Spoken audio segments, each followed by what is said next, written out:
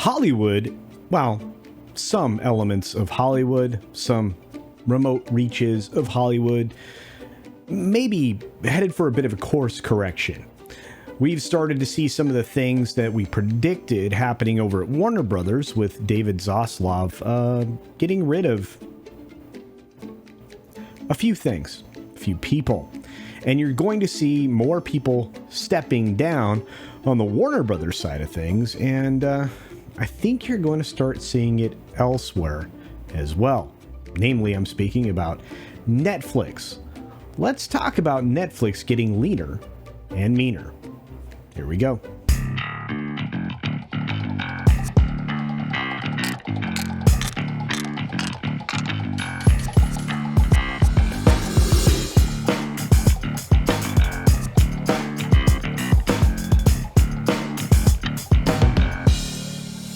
So it seems like with Warner Brothers saying goodbye to a couple of choice employees, one of them being Toby Emmerich, who I have to say is being replaced by somebody who is, far more qualified.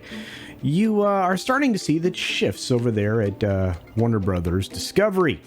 Well, you're also starting to see some shifts over there at Netflix. Here's what's happening. From The Hollywood Reporter, we've got behind Netflix leaner movie mandate, bigger, fewer, and better. Well, I think there's going to be a lot of projects cut, and I think we're just beginning to see them.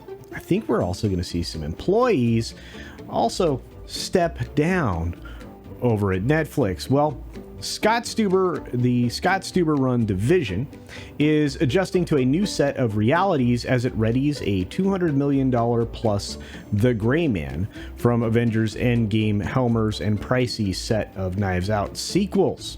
We'll have to see how that goes.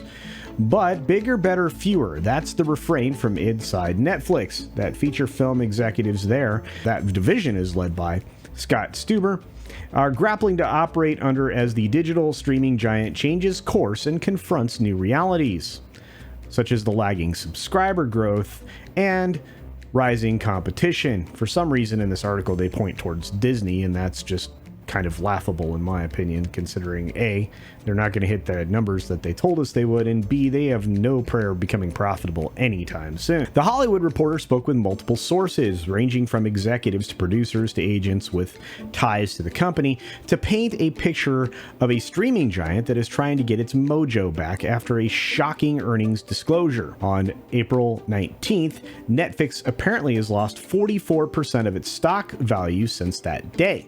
Morale is stuck at a stock level, says one executive seemingly jokingly. Semi-jokingly, I guess. Another executive describes the move within Netflix right now as distracted given the changes. And I bet you there are a ton of distractions. Some of them are leaving. Some of them have already left. Netflix, of course, as we know, has sent more than 150 people out the door recently, at least 2% of its US workforce, and that number will likely climb. It seems that they're not counting the 25 that left in the first round of see you laters, and I'm sure there will be more. A good portion of these cuts have wiped out the family live action film division and the original independent features division, as well as obviously the thing we talked about before, the animation studio side of things.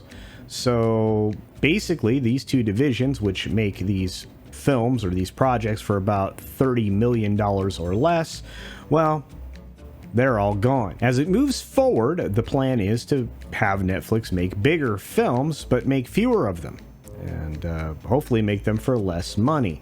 But they want them to be much, much better, and that's going to require hiring actual writers. Small movies are not going away, says a quote here from the inside, but they could become more niche and cater to a passionate audience. Well, I don't know that Netflix has garnered a passionate audience of anything outside of a few very specific properties, which I could say would be Stranger Things, Cobra Kai, which is an acquired property, and of course, well, The Witcher. Another insider says they're going to start cutting corners because they are overstaffed with executives, and I have to agree with that wholeheartedly. So I would look to see even more folks walking out the door in mid to higher level positions. They're going to try to make the best version of something and not cheapen it out, at least when it comes to the quality of the projects.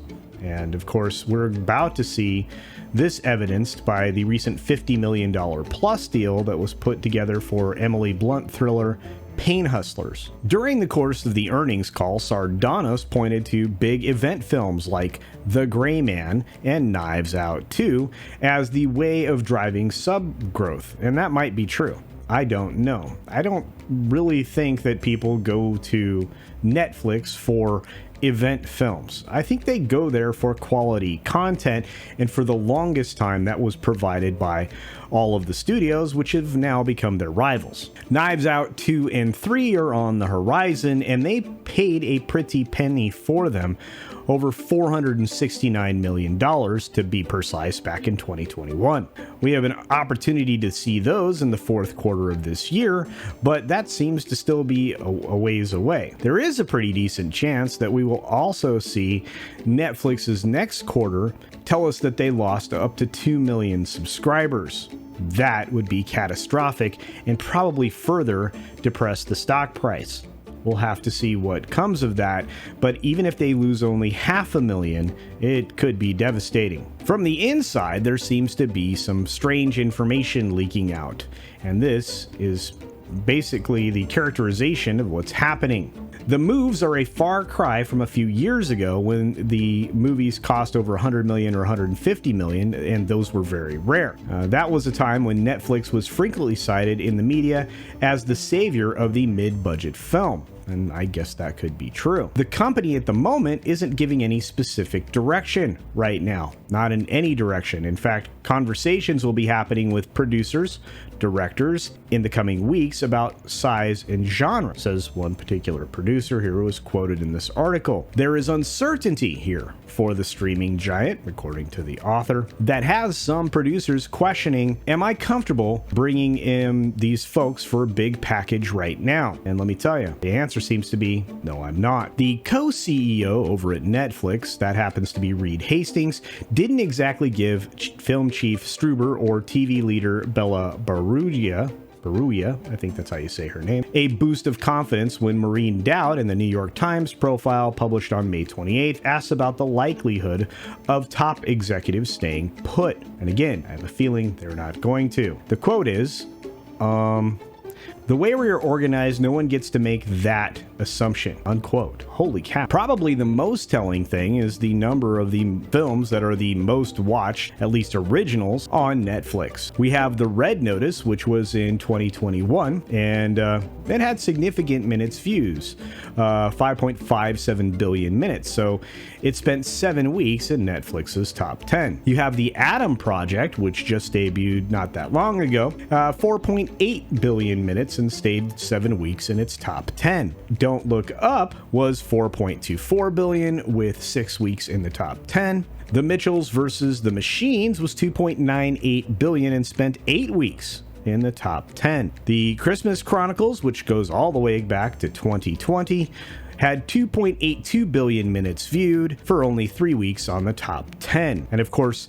the winner here, which doesn't even appear in the chart that were provided by The Hollywood Reporter, would have been Bird Box, which stayed in the top 10 for a long period of time, and a close second being the film Extraction with Chris Hemsworth. Those, of course, were released prior to Nielsen's tracking of the total minutes viewed. So your guess is as good as mine. I will say this, I fully expect Netflix to start cutting executives, to start cutting salaries. They're going to start cutting mid-level positions as well, and I anticipate that even some of the regular on-the-ground front-facing folks will probably be looking for jobs as well. As the clean-out continues, it could be directly related to the type of decisions that were made or the decision-making process of the individuals being told or asked to move on, but we can't really take anything away from that until it's happened, and then we can evaluate from there. I have a strong feeling that Netflix is going to lean back into acquiring content, producing the occasional large film, and leaving everything else to the wayside in favor of profitability. But I guess we'll just have to see. Now I ask you, what do you think? Use the comment section down below. Do you think we're about to see another slash of the payroll over there at Netflix? Do you think we will see less big budget projects? Well, they're telling you that's what they're going to do, so maybe we should expect it. And do you think that Netflix is on the verge of turning it around and going in the same direction as Warner Brothers has gone? And possibly the same path that Comcast has done all along with Universal. That's really strange. Anyway, please feel free to use the comment section down below and hopefully we can talk about it. Other than that, support other independent creators here on this platform. I know that they absolutely would appreciate it. And do check out my new channel, Cultured Builds. I would truly appreciate that as well. Need to get over 100 subs there to get some of the additional benefits that YouTube offers. So just a handful more of you join, that would be fantastic. But hey, if you're into DIY stuff, this channel just may be for you over the course of the next few months. And with that being said, be sure to take care of yourself, take care of others, wash your hands, of course, because it's good hygiene. And until next time, bye.